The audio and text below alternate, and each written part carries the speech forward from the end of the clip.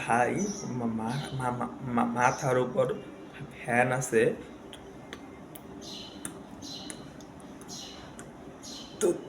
তো তবু ঘামছি কেন গরমে? মাথার উপর ফ্যান আছে, কিন্তু এই গরমে বিদ্যুৎ মামা গেছে অলস হয়ে, তাই যখন তখন চলে যায় রেস্টে। তাহলে কি করবো গরমের হাত থেকে বাঁচতে? এই গরমের হাত থেকে বাঁচতে গাছ কাটা যাবে না অপ্রয়োজনে, এবং বন উজাড় করা যাবে না ব্যক্তি বা গোষ্ঠীর স্বার্থে, এবং মনোযোগ দিতে হবে ছাদ বাগান গড়ে তুলতে হবে প্রত্যেকটি ছাদে। ভাই, ঠিক বলেছ।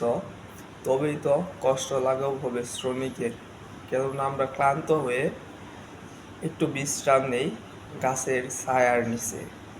তাই চলো আমরা গাছ লাগাই বেশি করে।